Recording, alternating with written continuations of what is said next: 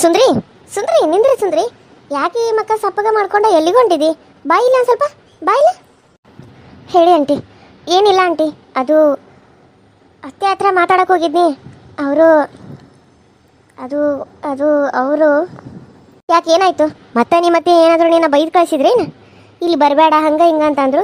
ಹೇಳಿದೇ ಇಲ್ಲ ಅವ್ರಿಗೆ ನೀನು ಬಸ್ಸಲ್ಲಿರೋ ವಿಷಯ ಹೇಳಿಲ್ಲ? ಹೇಳಿದೆ ಆಂಟಿ, ಆದರೂ ಅವರು ನನ್ನ ಮೇಲಿರೋ ಕೋಪ ಕರ್ಗೆ ಇಲ್ಲ. ನಾನು ಹೇಳಿದ ತಕ್ಷಣ ಅವರು ಎಷ್ಟು ಖುಷಿ ಪಡ್ತಾರಂತ ಅಂದ್ಕೊಂಡಿದ್ನಿ. ಆದರೆ ಅವರು ಖುಷಿ ಪಡೋದ್ರ ಜೊತೆಗೆ ಸಿಟ್ಟು ಕೂಡ ಮಾಡಿಕೊಂಡು ನನ್ನನ್ನು ರೂಮಿಂದ ಹೊರಗೆ ಹಾಕಿದರು.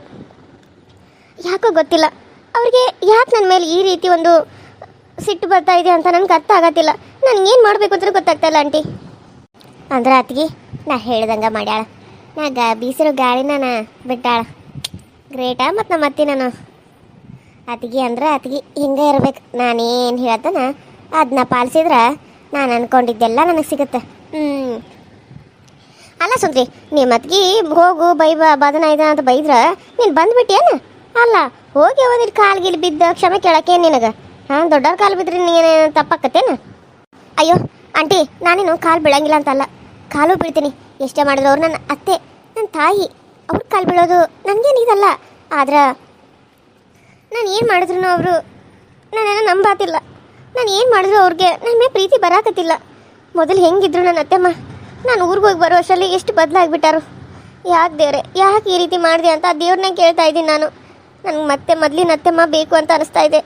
ಈ ಟೈಮಲ್ಲಿ ನನಗೆ ಅತ್ತೆಮ್ಮನ ಪ್ರೀತಿ ತುಂಬಾ ಮುಖ್ಯ ಅಂತ ಅನಿಸ್ತಾ ಇದೆ ಆಂಟಿ. ಓ ಹೌದನ?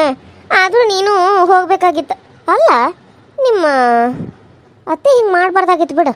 ಬಸ್ರದಿ ಅಂದ್ರೂ ಕೋಪ ಕರಗಲಿಲ್ಲ ಅಂದ್ರೆ ಅದೆಂತ ಅದು ಕೋಪಕ್ಕಿದ? ಏನು ಇಂಥ ಟೈಮ್ನಾಗ ಮಾತಾಡಲಿಲ್ಲ ಅಂದ್ರೆ ಇನ್ನು ಎಂಥ ಟೈಮ್ನಾಗ ಮಾತಾಡ್ತಾಳೆ ಅಂತಕಿ? ದೊಡ್ಡದು ಬಿಡೋಕ್ಕಿದು. ಒಂದು 2 ಮಾತು ಮಾತಾಡ್ರಿ ಏನಾಕತ್ತಕಿ? ಗಂಟು ಕರ್ಗೋಕತ್ತೇನು? ಹಾಂ, ಪಾಪ ಹೋಗಿ ಹೇಳಕ್ಕೆ ಹೋಗಿದ್ದಿ. ಹಾಂ, ಖುಷಿಲೆ ಹೇಳಕ್ಕೆ ಹೋದ್ರೆ ನಾ ಖುಷಿಲೆ ಕೇಳಿ ಹೌದು ಸೊಸಿಯ ಬಾರ ಅಂತ ಮುದ್ದಾಡ್ಬೇಕು. ಅಂತಾದ್ರಾಗ ಈಕೆಂತ ಅಕ್ಕಿಕ್ಕಿ ಹೋಗಿ ನಿನ್ನನ್ನು ಬೈದು ಕಳಿಸ್ತಾಳಂದ್ರೆ ಭಾಳ ಇದು ಗಪ್ಪಕ್ಕಿದ. ನೀನು ಯಾಕೆ ಹೋಗಿ ಹೇಳಕ್ಕೆ ಹೋಗಿದ್ದಿ? ಸುಮ್ಮನೆ ಎದ್ಬಿಡ್ಬೇಕಿಲ್ಲ? ಇಲ್ಲ ಆಂಟಿ, ಇಲ್ಲ ಅಂತಿದ್ರ ಅವ್ರಿಗೆ ನಾನು ಹೇಳಿಲ್ಲ ಅಂತಿದ್ರ ಅವ್ರು ಇನ್ನೂ ಕೋಪ ಮಾಡ್ಕೋತಿದ್ರು. ಅಯ್ಯ, ಒಂದು ಕೂಸನ್ನ ಎತ್ಕೊಂಡು ಬಂದ ಆಮೇಲೆ ಹೇಳ್ಬೇಕಿಲ್ಲ ಅಂತಂದ್ರು. ನಾನು ಅವ್ರಿಗೆ ಮೊದಲೇ ಹೇಳಬೇಕಾಗಿತ್ತು. ಅವ್ರನ್ನ ಎಬಿಸಿ ಎಲ್ಲಿ ಹೇಳಿ ಅಂತ ನಾನು ಸುಮ್ಮನೆ ಇದ್ನಿ. ಆದರೆ ಅಷ್ಟಕ್ಕೆ ಅವ್ರು ಇಷ್ಟು ಕೋಪ ಮಾಡ್ಕೋತಾರಂತ ನಾನು ಅಂದ್ಕೊಂಡಿರಲಿಲ್ಲ ಆಂಟಿ. ಇದರಲ್ಲಿ ನನ್ನ ತಪ್ಪು ಇದೆ ಆಂಟಿ, ನಾನು ತಪ್ಪು ಮಾಡಿದೆ. ಈ ಟೈಮಲ್ಲಿ ಅವ್ರನ್ನ ನೋಡ್ಕೋಬೇಕಾಗಿತ್ತು. ಆದರೆ ಅವ್ರು ನೋಡ್ಕೊಳ್ದೆ ನಾನು ನಮ್ಮ ತವ್ರ ಮನೆ ಹತ್ರ ಹೋದೆ. ಅಲ್ಲಿ ಒಂದು 4 ದಿನ ಇದು ಬಂದೆ. ಅದಕ್ಕೆ ಅವ್ರಿಗೆ ಕೋಪ ಬಂದಿದೆ ಅಂತ ಅನಿಸುತ್ತೆ. ಅಲ್ಲ, ಈಕಿದಷ್ಟೇ ನೋಡ್ಕೊತ ಕುಂತ್ರೆ ಮತ್ತು ನಿಮ್ಮ ಮನೇನ ಅವ್ರದ್ದು ನೋಡ್ಬೇಕಲ್ಲ. ಮತ್ತು ಮಾಡಲಿಲ್ಲ ಅಂದರೆ ಹೆಂಗೆ? ಬರೀ ನಂದ ಮಾಡು ಅನ್ನೋದು ಸ್ವಾರ್ಥ ಆಗುತ್ತಾ? ಹಾಂ, ಎಲ್ಲಾರ್ದು ಮಾಡಬೇಕು. ಆಯ್ತು, ಇವಾಗ ಬಂದೆಲ್ಲ ಮಾಡಂತ ಅನ್ಬೇಕು. ಅದನ್ನ ಬಿಟ್ಟು ಜಗಳಾಡಿ ಇದನ್ನು ಮಾಡೋದು ಯಾಕೆ ಹೇಳು? ನಿಮ್ಮ ಅತ್ತಿ ಭಾಳಿದಾಗ ಆಗ್ಬಿಡಕ್ಕೆ ಈಗಂತೂ. ಆಕೆಗೆ ದುಡ್ಡಿನ ಮದ ಹತ್ಬಿಟ್ಟೈತಿ. ಅದಕ್ಕೆ ಹಿಂಗೆ ಮಾಡಕತ್ತ ತಗೋಕಿ. ನೋಡಿ ಆಂಟಿ, ಆ ರೀತಿ ಎಲ್ಲ ನಮ್ಮ ಮತ್ತೆ ನೀವು ಅನ್ನಕ್ಕೆ ಹೋಗಬೇಡಿ. ಅವರು ಆ ರೀತಿ ಯಾವಾಗಲೂ ಇಲ್ಲ. ನಾನು ಅವ್ರನ್ನ ಎಷ್ಟೋ ವರ್ಷದಿಂದ ನೋಡ್ತಾ ಇದ್ದೀನಿ. ನಾನು ಈ ಮನೆ ಕೆಲಸಕ್ಕೆ ಬರುವಾಗಿಂದ ಅವ್ರನ್ನ ನೋಡ್ತಾ ಇದ್ದೀನಿ. ಅಷ್ಟವ್ರು ದುಡ್ಡಿನ ಮದ ಇದ್ದಿದ್ರೆ ನನ್ನನ್ನು ಈ ಮನೆಗೆ ಸೊಸೆನಾಗಿ ಒಪ್ಕೋತಾ ಇರಲಿಲ್ಲ. ನನ್ನನ್ನು ಸ್ಕೂಲಿಗೆ ಕಳಿಸ್ತಾ ಇರಲಿಲ್ಲ. ನನ್ನನ್ನು ಏನೂ ಕೆಲಸ ಹಚ್ತಾ ನನಗೆ ದುಡ್ಡು ಕೊಡ್ತಾ ಇರಲಿಲ್ಲ. ಗೊತ್ತಾಯ್ತಾ ನಿಮ್ಗೆ? ಅವ್ರಿಗೇನಾದ್ರು ದುಡ್ಡಿನ ಮದ ಇದ್ದಿದ್ರೆ ಇಷ್ಟೊತ್ತಿಗೆ ಏನೆಲ್ಲ ಆಗ್ತಾಯಿತ್ತು ಗೊತ್ತಾ? ಅವ್ರಿಗೆ ಆ ರೀತಿ ಎಲ್ಲ ಇಲ್ಲ. ನಮ್ಮ ಅತ್ತೆ ಬಗ್ಗೆ ಮಾತಾಡಬೇಕಾದ್ರೆ ಯೋಚನೆ ಮಾಡಿ ಮಾತಾಡಿ. ಅವ್ರು ನನ್ನನ್ನು ಸಿಟ್ಟಲ್ಲಿ ನೋಡ್ತಾ ಇರ್ಬೋದು, ಆದರೆ ನಮ್ಮ ಅತ್ತೆ ನಾನು ಸಿಟ್ಟಲ್ಲಿ ನೋಡ್ತಾ ಇಲ್ಲ. ಅವ್ರ ಮೇಲೆ ನನಗೆ ಪ್ರೀತಿ ತುಂಬಾ ಇದೆ. ಯಾರಾದರೂ ಅವ್ರ ಬಗ್ಗೆ ಏನಾದರೂ ಮಾತಾಡಿದ್ರೆ ನನಗೆ ಸಹಿಸ್ಕೊಳಕ್ಕಾಗಲ್ಲ. ಕರೆಕ್ಟಾಗಿ ಹೇಳಿದ್ ನೋಡುವ ಸುಂದರಿ. ಅದು ಸೊಸಿ ಅಂದರೆ ನೀನು ನಂಗಿರ್ಬೇಕು ನೋಡು. ಹೌದಾ ಹುಲಿಯ ಅನ್ಬೇಕು. ಆದರೂ ನಿನ್ನಂಥ ಸೊಸಿ ಸಿಗಾಕ ನನ್ನ ಸೊಸಿ ಪುಣ್ಯ ಮಾಡ್ಯಾಳ. ಆದರೆ ಈಗೇನು ಬಂದತ್ತೇನಾಗಿ ಈ ದೊಡ್ಡ ರೋಗ ಹಂಗೆ ಮಾಡಕತ್ತ. ಅಜ್ಜಮ್ಮ, ನೀವು ಹಂಗೆ ಅಂತೀರಿ ಅತ್ತೆ ಮಗ? ಹಂಗೆ ಅನ್ನಕ್ಕೆ ಹೋಗ್ಬೇಡ್ರಿ ಅಜ್ಜಮ್ಮ. ಯಾಕಂತ ಅವ್ರು ಎಷ್ಟೇ ಮಾಡಿದ್ರು ನನ್ನ ಅತ್ತೆಮ್ಮ ನನಗೆ ನನ್ನ ತಾಯಿ. ಅವರು ಬೈಬೋದು, ಜಗಳಾಡ್ಬೋದು. ತಾಯಿ ಮಗಳು ಜಗಳಾಡಂಗಿಲ್ಲ, ತಾಯಿ ಮಗಳು ಮಾತು ಬಿಡಂಗಿಲ್ಲ. ಹಂಗೆ ನಾವು ಅವರು ನನ್ನ ಪ್ರೀತಿನ ಒಪ್ಕೊಂಡ ನನ್ನನ್ನು ಮತ್ತೆ ಮೊದಲು ನಂಗೆ ಮಗಳಂತ ಸ್ವೀಕರಿಸ್ತಾರೆ ನೋಡ್ರಿ. ಬೇಕಿದ್ರೆ ಅದು ಭಾಳ ದೂರ ಇಲ್ಲ. ಇನ್ನು ಸ್ವಲ್ಪ ತಿಂದಾಗ ನಾನು ನಮ್ಮ ಅತ್ತೆಮ್ಮ ಒಂದಾಗ್ತೇವೆ. ಮತ್ತೆ ಸರಿ ಆಗ್ರಿ, ನಾನು ನೋಡ್ತಾನೆ ಯಾವಾಗ ಆಗ್ತಾರೆ ಅಂತ. ಅತ್ತೆ ಕರೆದ್ರ ನನ್ನ? ಏನಾದರೂ ಕೆಲಸ ಆಯ್ತಾ? ಯಾಕೆ ನನ್ನ ಕರೆದ್ರಿ? ಏನಾದರೂ ಹೇಳೋದಿತ್ತಾ? ಹೌದುವ, ನಿನ್ನ ಜೊತೆ ಮಾತಾಡೋದಿತ್ತು. ಅಲ್ಲ, ನಿನಗೆ ಈಗ ಆರಾಮಾಗೈತೆ ಇಲ್ಲೋ? ಇವಾಗ ಹೆಂಗದಿ? ಪರವಾಗಿಲ್ಲ ಅತ್ತೆ, ಇವಾಗ ಸ್ವಲ್ಪ ಆರಾಮಾಗೇನಿ. ಇವಾಗ ಏನೂ ನೋವು ಇಲ್ಲ. ಎಲ್ಲನೂ ಮಾತಿದೆ ಅಂತ ಅನಿಸಾಗತ್ತೆ. ಆರಾಮಾಗೇನ ಒಂದು ತಕ್ಕ ಮಟ್ಟಿಗೆ. ಯಾಕತ್ತೆ, ಏನಾದರೂ ಕೆಲಸ ಆಯ್ತಾನ? ಅಯ್ಯೋ ಇಲ್ಲ ಐಶ್ವರ್ಯ, ಅದು ಏನಂದ್ರೆ ಸುಂದರಿ ಬಸರದಾಳ. ನಿನಗೂ ಗೊತ್ತಲ್ಲ ಈಗಾರ ಸುದ್ದಿ ಬಂದು ನಿನಗೆ ಹೇಳಿರಲ್ಲ. ಓ ಅದನ್ನ ಹೇಳಕ್ಕೆ ನೀವು ನನ್ನ ಕರೆದ್ರೇನ? ನೋಡಿ ಅತ್ತೆ, ಅಕ್ಕಿ ಬಗ್ಗೆ ನನಗೆ ಏನೂ ಮಾತಾಡೋಕೆ ಇಷ್ಟನೇ ಇಲ್ಲ. ಅಕ್ಕಿ ವಿಷಯ ನನ್ನ ಮುಂದೆ ಎತ್ತಕ್ಕೆ ಹೋಗ್ಬೇಡ್ರಿ. ಅಕ್ಕಿ ಮನ್ಯಾಗದಾಳ ಅಷ್ಟೇ. ಈ ಮನೆ ಸೊಸೆ ಹೊರತು ಅಕ್ಕಿ ನನ್ನ ಮಗಳಾಗಕ್ಕೆ ಆಗಂಗಿಲ್ಲ, ನನ್ನ ಸೊಸೆ ಆಗಕ್ಕೆ ಆಗಂಗಿಲ್ಲ. ಅಕ್ಕಿ ನನ್ನ ಮಗನ ಹೆಣ್ತೆ ಅಷ್ಟೇ ನನಗೆ. ನೋಡಿ ಅತ್ತಮ್ಮ, ನೀವೇನಾದರೂ ಹೇಳೋದಿದ್ರೆ ಹೇಳ್ರಿ, ಆದರೆ ಅಕ್ಕಿ ವಿಷಯ ಮಾತ್ರ ನನಗೆ ಹೇಳಕ್ಕೆ ಹೋಗ್ಬೇಡ್ರಿ. ನನಗೆ ಸುಮ್ಮನೆ ಸಿಟ್ಟು ಬರ್ತೈತಿ, ಬಿ ಪಿ ಹೈ ಆಗ್ತೈತಿ. ಬಂದಾಗ್ತಾರಂತ ಬಂದು ಇವರು ಬಂದಾದಂಗೆ ನಾನು ನೋಡಿದಂಗೆ. ಯಾಕೆ ಹಿಂಗೆ ಮಾತಾಡ್ತೀಯ ಐಶ್ವರ್ಯ? ಆಕಿ ನೀನು ಸೊಸೆ ಅದಾಳ, ಆಕಿ ಬಸರದಾಳ. ಈ ಟೈಮ್ದಾಗ ಆಕಿಗೆ ನೀನು ಹೆಂಗೆ ನೋಡ್ಕೋಬೇಕು. ಆದ್ರೆ ನೀನು ಯಾಕೆ ಈ ರೀತಿ ಆಡಕತ್ತಿದಿ? ಏನಾಯ್ತು ನಿನಗೆ? ನೋಡಿ ಅತ್ತಮ್ಮ, ನನಗೆ ಅವಳನ್ನ ಕಂಡ್ರನ ಆಗಬಾರ್ದು.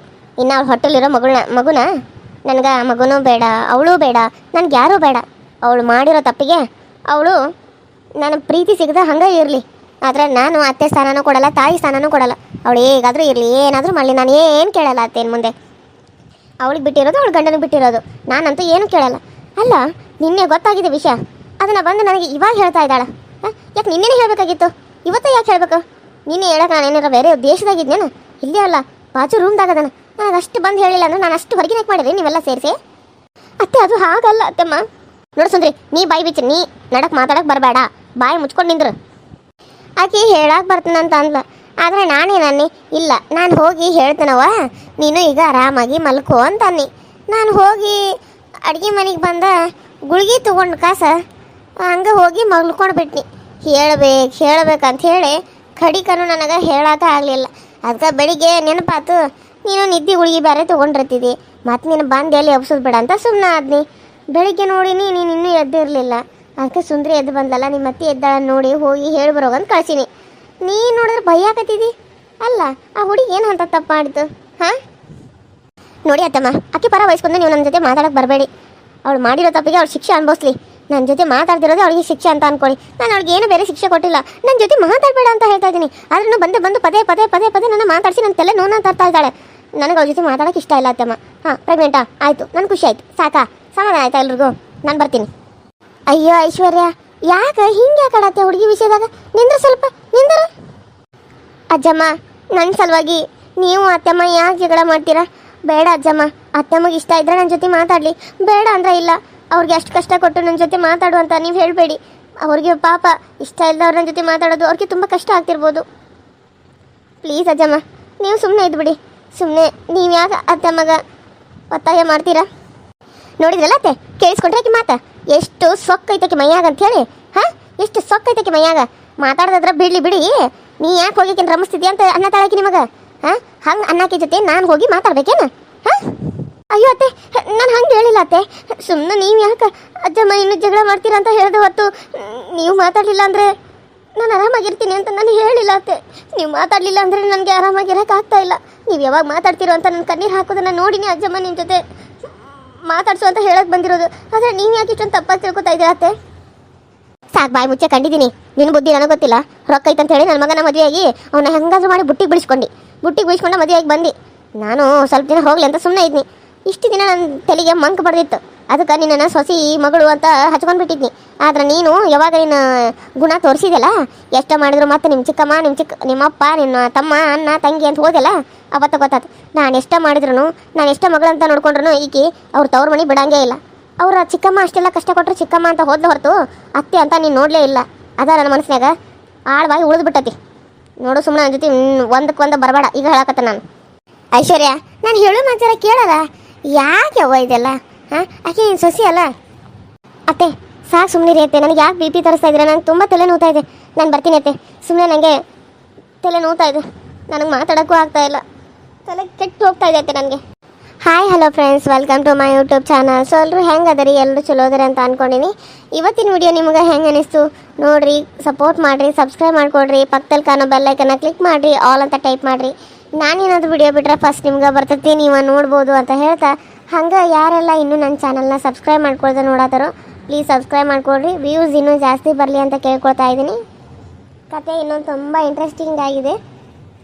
ಸೊ ನೋಡಿ ಸಪೋರ್ಟ್ ಮಾಡಿ ಅಂತ ಕೇಳ್ತಾ ಇದ್ದೀನಿ. ಅತ್ತೆ ಸುಮ್ಮನೆ